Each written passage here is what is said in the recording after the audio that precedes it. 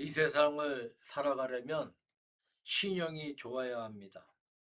요즘에는 핸드폰 요금이나 가전제품 할부 연체가 되면 최하 6개월에서 1년 동안 신용이 미달되고 은행에서 어려움을 겪는 경우가 많이 있습니다. 신용은 성공의 미천입니다. 믿음의 조상 아브라함이 하나님으로부터 큰 시험에 합격을 했는데 아브라함의 시험은 독자 이삭을 바치라는 겁니다. 인신 제사는 그 당시 이방인의 풍습이었습니다. 하나님께 인정받는 믿음은 아브라함의 믿음을 두고 하는 말입니다. 아브라함은 하나님의 명령에 불평, 불만이 전혀 없었을까요? 우리 같았으면 무슨 말이야 하며 넘어갔을 것입니다. 하지만 아브라함은 이런 지하에 불평, 불만 한마디 없이 하나님 제일주의 신앙으로 순종했습니다. 아브라함은 없는 데서 있게 하시는 하나님께서 죽은 데서 살게 하실 줄을 믿었어요. 오늘날 우리 성도들이 꼭 해야 할 일임에도 불구하고 진지하게 기도해 보려 하지 않는 것이 있습니다. 그것은 우리가 가지고 있는 가장 좋은 것을 하나님께 드리는 일입니다. 사실 이것은 그 옛날 하나님께서 아브라함에게 명하셨던 바로 그 일이며 또한 지금 우리들 각자에게 요구하고 계시는 일이기도 합니다. 그런데 우리들 가운데 대부분은 그 명령을 심각하게 생각해 본 적도 없고 또 그 일을 생각해 보았다 해도 나의 것에 대한 집착이 너무 커서 잊어버리고 살려고 합니다. 하지만 하나님은 우리에게서 최상의 것을 빼앗아가는 분일까요? 오늘 본문에서 아브라함이 겪은 시험을 통해 하나님 앞에서 이해타산적인 우리의 사고방식을 정리해 보려고 합니다. 자기 아들은 그 누구의 아들보다 소중하게 여기는 것이 우리 인간의 마음입니다. 열 손가락 깨물어 아프지 않는 손가락이 없다는 속담처럼 자녀가 아무리 많아도 그 모두가 소중합니다. 그러나 아들이 딱 하나뿐인 외아들이라면 그리고 그 외아들을 죽여서 제물로 바쳐야 하는 부모가 있다면 그 부모의 심정은 과연 어떠하겠습니까? 백세 얻은 황금 같은 아들 이삭, 이러한 아들을 하나님께서 제물로 드리라고 명령하셨습니다. 이 청천벽력 같은 명령을 받은 아브라함의 심정은 어떠했을까요?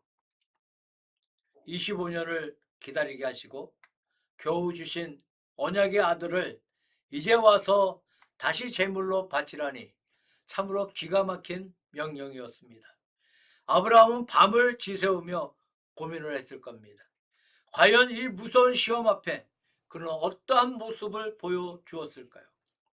아브라함은 하나님의 명령대로 실천했습니다. 오늘 이와 같은 내용을 생각해 보면서 함께 은혜를 받으려고 합니다.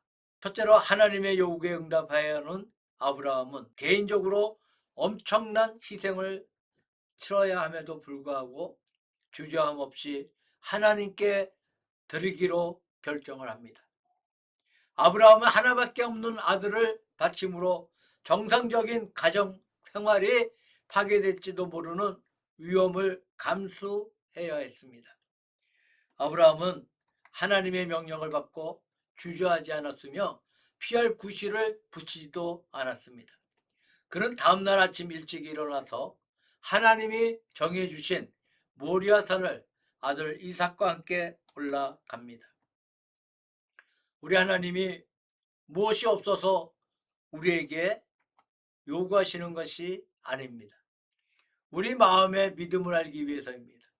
그래서 우리에게 믿음이 있나 보시려고 친교를 맺으려고 무엇을 바치라고 하시는 겁니다. 내게 소중한 것이 아니면 도리어 하나님의 노여움을 사기만 합니다. 흠이 없는 양, 첫 새끼, 첫 열매 등은 귀중한 것을 의미합니다. 아브라함에게 제일 귀중한 것은 이삭이었습니다. 둘도 아닌 하나뿐인 외아들이었습니다. 다시 얻을 수 있는 것도 아닙니다. 그런데 하나님은 이삭을 바치라는 겁니다. 하나님은 우리의 둘도 없는 귀중한 것을 요구하십니다. 그래서 과부의 엽전 두 입을 귀히 여기시고 칭찬하셨으며 옥합을 깨뜨려 주님의 발에 붓고 주님의 죽으심을 기념할 때에 만족하신 주님의 모습을 볼 수 있었습니다. 하나님은 반신반의하는 것을 원치 않으십니다. 내 마음을 다하고 목숨을 다하고 뜻을 다하여 주 너희 하나님을 사랑하라고 하셨습니다. 99%의 신앙은 있을 수가 없습니다. 언제나 100%의 신앙으로 주님을 섬겨야 합니다. 그리고 가장 소중한 것을 주님께 드리고 섬겨야 합니다. 11조는 쓰기 전에 먼저 바쳐야 하는 것입니다. 주일 성수는 먼저 하나님을 섬기고 엿새를 살아가는 것입니다. 신앙생활에서도 신용을 얻으려면 자기의 희생이 따라야 합니다. 하나님께 인정받는데 어찌 값싼 것으로 할 수 있겠습니까? 시간을 드릴 때도 가장 귀한 한 시간을 드려야 할 것입니다. 일제시대 말쯤에 신사참배로 핍박이 시작되던 때였습니다. 주길철 목사님이 이삭의 봉헌이란 제목으로 설교하시면서 아브라함은 자기 생명보다 더 귀한 이삭을 봉헌하여 승리하였습니다. 그런데 내게 이삭이 되는 것이 무엇이 있겠습니까? 내게 재산이나 명예가 없으므로 그것이 내게 이삭이 될 리가 없고 내 자식들이 이삭이 되지도 않습니다. 그렇다고 내 아내가 이삭이 되지도 않고 다만 늙으신 조모님이 계셔서 마음이 제일 괴롭지만 그래도 조모님이 내 이삭이 되지 않습니다. 내게 이삭이 되는 것은 나 자신입니다. 이 5자 반이 넘는 내 육체가 핍박과 고문에 못 이기며 내 사랑하는 하나님을 모른다고 할까 두렵다고 하시면서 눈에 이슬이 맺혔다고 합니다. 자, 주기철 목사님은 아브라함처럼 육신의 축복까지 받지 못하였으나 인간적인 면으로 생각해 보면 너무나 비참했습니다. 하나님께서는 하나님 나라에서 이루 형용할 수 없는 큰 상으로 보상해 주실 것입니다. 하나님은 우리들에게도 주기철 목사님과 같은 믿음의 희생을 요구하고 계십니다. 우리들의 마음 가운데 하나님보다 더 사랑하고 더 생각하고 더 열중하는 것, 이것이 우리에게 이삭이 되는 것입니다. 하나님께서는 우리들 마음속에 있는 이삭을 빼앗아 가십니다. 하나님은 질투하시는 하나님이십니다. 하나님은 철저한 순종과 믿음을 원하시기 때문입니다. 그러므로 우리가 최선의 것을 하나님께 드릴 때 하나님은 우리에게 최선의 것을 주실 것입니다. 두 번째로 하나님을 사랑하는가의 시험의 명령이었습니다.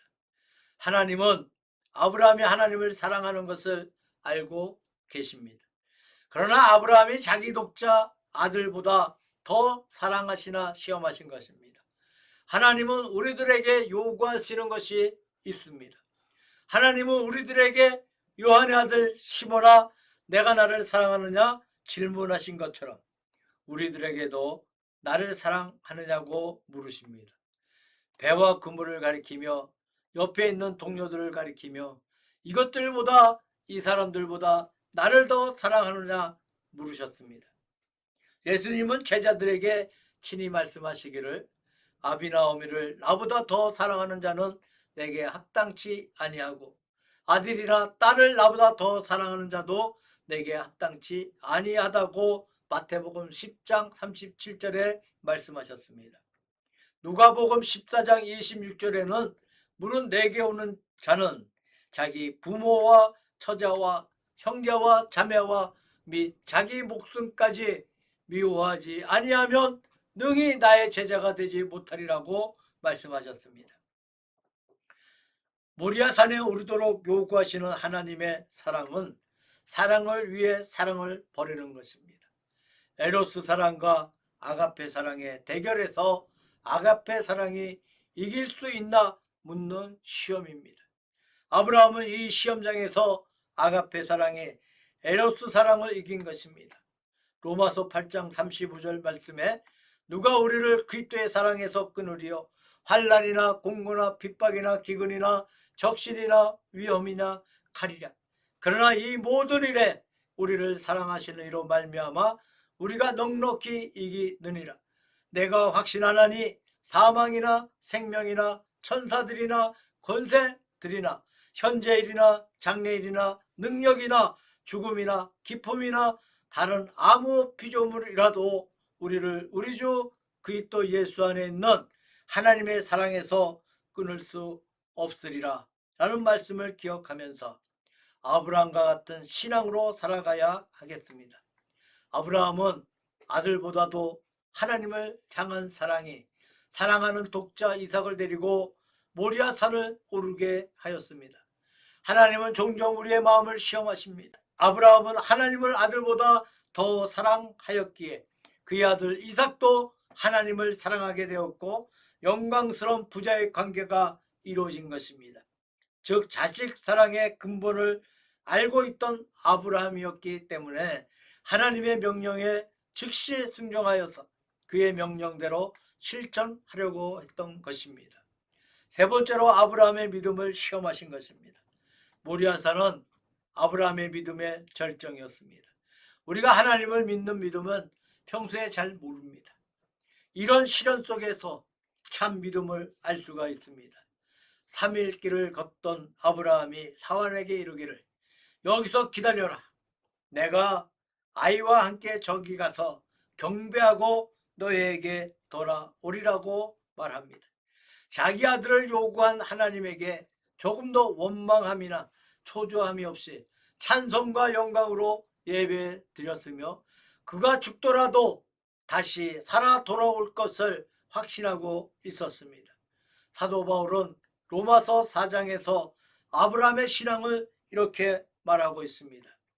첫째, 부활의 신앙이라고 말합니다. 로마서 4장 17절에 그의 믿음 바 하나님은 죽은 자를 살리시며 없는 것을 있는 것 같이 부르시는 이시니라. 아브라함은 죽은 자도 살리시는 하나님 아버지이심을 조금도 의심치 않고 믿는 위대한 믿음을 가졌습니다. 두 번째로 바랄 수 없는 중에 바라고 믿는 믿음이었습니다. 로마서 4장 18절 말씀에 아브라함이 바랄 수 없는 중에 바라고 믿었으니 이는 내 후손이 이 같으리라 하신 말씀대로 많은 민족의 조상이 되게 하려 하심을 인함이라 라고 말씀하고 있습니다. 세 번째, 약해지지 않는 믿음입니다. 로마서 4장 19절에 그가 백선화되어 자기 몸에 죽은 것 같음과 사라의 태에 죽은 것 같음을 알고도 믿음이 약하여지지 아니하여 네 번째로 견고한 믿음입니다. 로마서 4장 20절 말씀에 믿음이 없어 하나님의 약속을 의심하지 않고 믿음이 견고하여져서 하나님께 영광을 돌리며 어떤 절망이나 위기에 부딪혀도 믿음이 파손되진 않았습니다. 아브라함은 견고한 믿음의 소유자였습니다. 많은 사람들이 이 세상 풍파에 시달리면서 믿음이 흔들립니다. 흔들리지 않는 믿음이 있기를 바랍니다. 다섯 번째로 약속하신 것을 능히 이룰 줄 아는 확신하는 믿음이었습니다. 디모데후서 1장 12절 말씀에 나의 의뢰한 자를 내가 알고 내가 의탁한 것을 그날까지 능히 지킬 줄을 확신함이라. 산에 오르던 아들 이삭이 궁금하게 여긴 것은 제사를 드리러 가는데 왜 제물인 양이 없을까 하고 묻습니다. 아버지, 불가나무는 여기 있는데 번제 드릴 어린 양은 어디 있습니까? 아브라함은 하나님이 자기를 위하여 친히 준비하시리라고 대답을 합니다. 여기에서 아브라함의 믿음이 어떠한가를 말해주고 있습니다. 히브리서 11장 17절에서 19절 말씀에 아브라함은 시험받을 때에 믿음으로 이삭을 드렸으니 저는 약속을 받은 자로되 그 독생자를 드렸느니라. 저에게 이미 말씀하시기를 내 자손이라 칭할 자는 이삭으로 말미암느니라 하셨으니 저가 하나님이 능히 죽은 자 가운데서 다시 살릴 줄을 생각한지라 비유컨대 죽은 자 가운데서 도로 받은 것이라 라고 말씀합니다. 네 번째로 순종하는가를 시험하려고 내리신 명령이었습니다. 아브라함의 인생은 순종의 일생이었습니다. 하나님을 향한 사랑과 믿음은 순종으로 표시되는 것입니다. 믿음은 곧 순종입니다. 순종은 의요, 불순종은 죄입니다. 순종 없이는 기독교의 신앙생활을 할 수가 없습니다. 아담과 하와의 불순종은 인간에게 비극을 가져왔습니다. 이 비극을 회복하는 길은 오직 순종뿐이었습니다. 예수 그리스도의 오심은 아담과 하와가 하나님의 첫 언약 때 범한 죄를 속하시려고 새 언약으로 오셨습니다. 새 언약은 믿음으로 구원을 얻는 것입니다. 이제 순종만이 우리가 살아가는 최선의 길인 것입니다. 순종하지 않는 것은 죄입니다. 성도는 하나님께 이용당해야 합니다. 무조건 하나님께 이용당하는 믿음이 복입니다. 억지로라도 순종하시기 바랍니다. 억지의 순종은 눈물겨우나 나중에는 웃음이 따르고 만족합니다. 순종을 위한 현재의 고생은 내세의 재산이 있는 것입니다. 우리도 주님의 명령을 듣습니다. 나를 따르라. 나를 따라오려면 부모나 형제나 처자나 전답이나 재산을 버리고 자기까지 부인하고 따라야 한다고 말씀하십니다. 아브라함은 아침 일찍 일어나 나귀의 안장을 지우고 모리아산을 향해 갑니다. 시편 119편 60절에 주의 계명을 지키기에 신속히 하고 지체지 아니하였나이다 라고 말씀하고 있습니다. 베드로는 갈릴리 바다에서 부름을 받았을 때 곧 그물을 버려두고 예수님을 쫓았습니다. 하나님의 말씀은 즉시 순종해야 합니다. 지체하면 지체한 것만큼 손해가 옵니다. 하나님 앞에 순종하면 좋을 것을 알면서도 지금까지 지체하고 있는 성도들이 너무나 많이 있습니다. 아브라함은 순종하기 위하여 아내와 의논하지 않았습니다. 아들 이삭을 타협하지 아니하였습니다. 아침 일찍 일어나 그는 명령을 실천하는데 단호했습니다. 하나님은 아브라함의 순종의 발걸음을 아셨습니다. 그러나 이삭을 장작더미 위에 놓고 칼을 목에 댈 때까지 침묵하고 계신 하나님의 뜻이 무엇이었을까요? 이것은 아브라함이 얼마나 순종하나 그 마음을 시험하신 것입니다. 성도 여러분, 온전한 순종만이 큰 축복이 있음을 기억하시기 바랍니다. 다섯 번째로 아브라함의 지체 여부의 태도를 보기 위한 명령이었습니다. 헷갈리는 수많은 생각과 고민 끝에 아브라함은 결단합니다. 일찍이 일어나 나귀의 안장을 지우고 두 사환과 아들 이삭을 데리고 하나님이 지시한 곳으로 떠납니다. 죽고 싶은 정도의 고통 속에서 하나님의 길을 가고 있는 아브라함. 그의 위대함이 여기에 있습니다. 거역하고 싶은 유혹을 이기고 순종하는 것입니다. 과거 그가 본토를 떠날 때, 할례를 행할 때 지체하지 않고 행동한 것입니다. 하나님의 명령에는 지체함이나 망설임이 또한 뒤돌아봄이 허락되지 않습니다. 롯의 철을 보시기 바랍니다. 죄악에 대한 멸망이 예고되었는데도 잃어버리게 될 재산을 생각하고 뒤를 돌아본 롯의 아내는 창세기 19장 26절에 롯의 아내는 뒤를 돌아본 거로 소금 기둥이 되었더라 라고 성경은 말씀하고 있습니다. 하나님은 사랑과 공의의 하나님이십니다.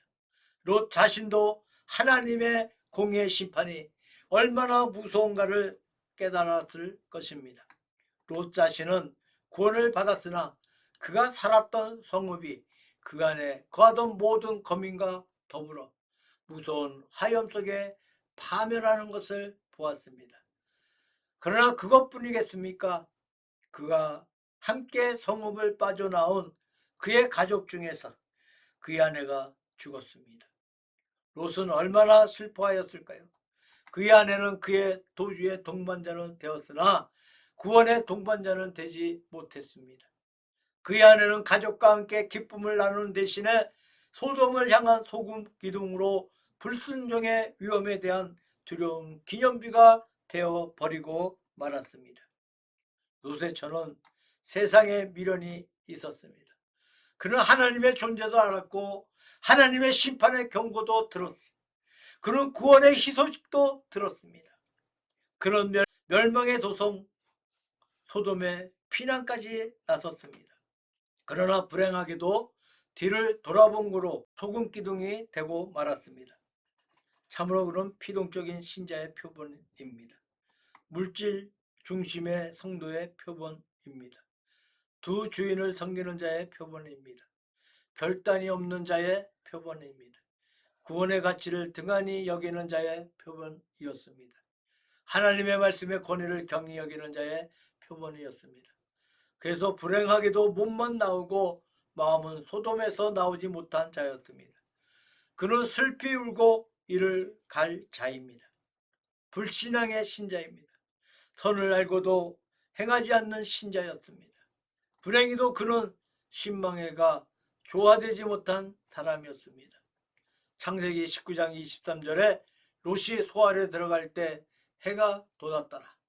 29절 말씀에서는 하나님이 들의 성을 엎으실 때 아브라함을 생각하사 롯을 그 엎으시는 중 내어 보내셨더라고 말씀하고 있습니다.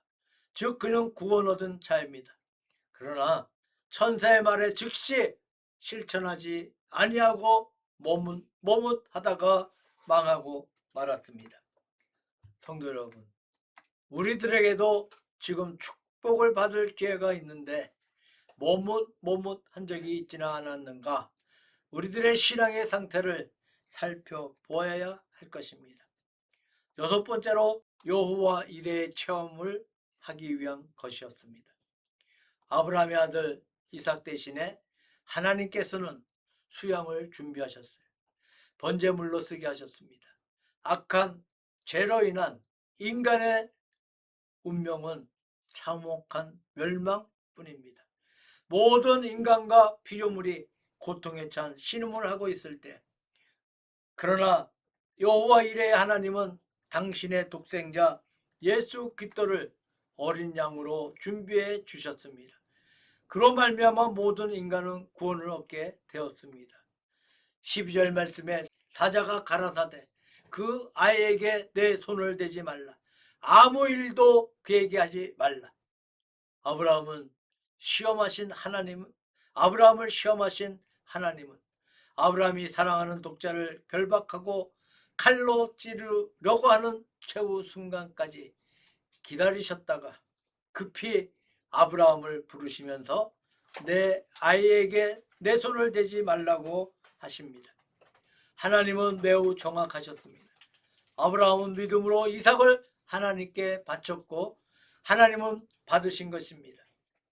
12절 말씀에 내가 내 아들 내 독자라도 내게 아끼지 아니하였으니 내가 이제야 내 하나님을 경외하는 것을 아노라. 하나님께서 아브라함에게 약속하신 복을 내리시기 위하여 그가 100세 얻은 독자까지라도 하나님께 드릴 수 있는 믿음이 있는가 시험하신 것입니다. 아브라함이 100세에 이삭을 얻었고 그것도 하나님이 약속하신 지 4반세기 만에 얻었으니 얼마나 사랑하였을까요? 그런데 하나님은 아브라함이 이런 귀한 아들까지라도 하나님께 드릴 수 있을 만큼 하나님을 경외하는가를 시험하신 것입니다. 그리고 아브라함은 이 시험에서 승리하였습니다. 그러므로 하나님께서는 이제야 내가 하나님을 경외하는 줄을 아노라고 아브라함을 인정하신 것입니다. 13절 말씀에 아브라함이 눈을 들어 살펴본 적 한 수양이 뒤에 있는데 뿔이 수풀에 걸렸는지라. 아브라함이 가서 그 수양을 가져다가 아들을 대신하여 하나님께 번제로 드렸더라.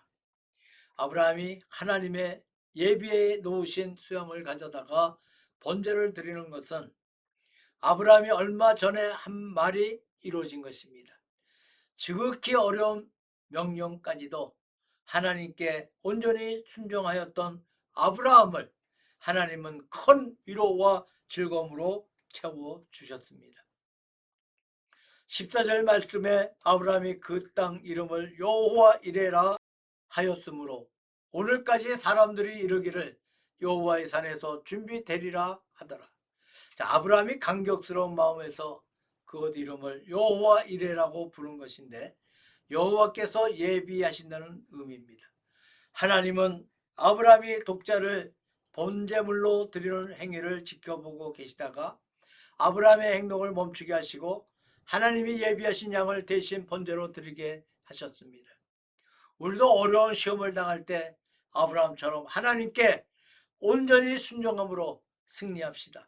우리의 어려움은 하나님의 기회가 됨을 믿고 순종합시다. 7번째로 아브라함은 자신의 외아들을 기꺼이 바치기까지 하나님의 말씀에 복종함으로 하나님의 사자로부터 하나님께서 주시는 복을 받았습니다.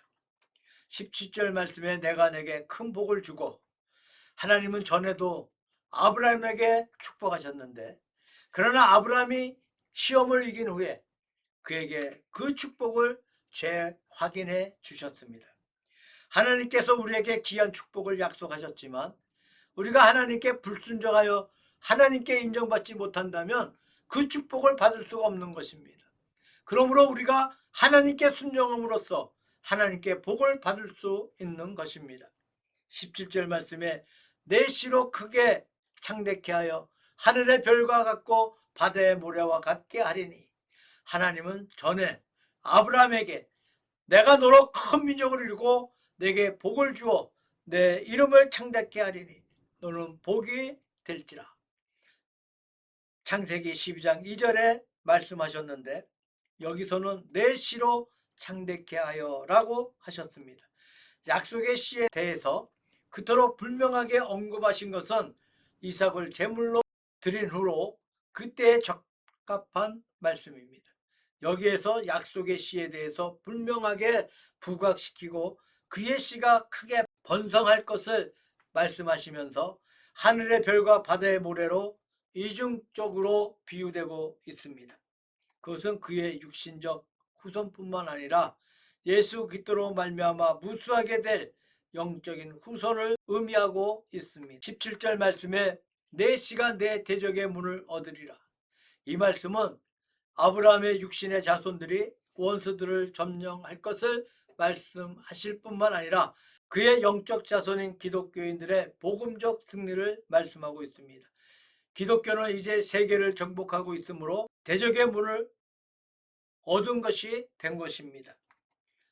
18절 말씀에 내 씨로 말미암아 천하 만민이 복을 얻으리니 이는 내가 나의 말을 준행하였음이라. 아브라함의 아들 이삭으로부터 그의 후손으로 인하여 천하 만민이 복을 얻으리라고 하셨는데 아브라함과 이삭의 자손 중에서 예수 그리스도가 나시고 예수 그리스도로 말미암아 천하 만민이 복을 얻는다는 말씀입니다. 여기에서 복도 육체적인 복을 의미하기보다는 영적인 복을 의미하고 있습니다. 그러므로 예수 그리스도로 말미암아 천하 만민이 구원을 받고 하늘의 복을 받을 것을 의미합니다. 믿음의 조상 아브라함의 자손인 우리 그리스도인들은 하나님께 복을 받은 자들입니다. 아브라함이 하나님의 시험을 통과함으로써 얻은 새로운 진리는 또한 오늘날에도 적용되는 진리입니다. 대부분의 사람들은 자기가 가지고 있는 최상의 것을 하나님께 드리지 않기 때문에 하나님으로부터 최상의 것을 받아보지 못하고 살다가 죽습니다. 그러나 하나님께 바치는 것을 세상적인 투자와 혼동해서는 안 됩니다. 아브라함의 위대한 점은 그러한 계산 없이 단지 전폭적인 믿음으로 명령에 즉각적으로 순종한 데 있었던 것입니다.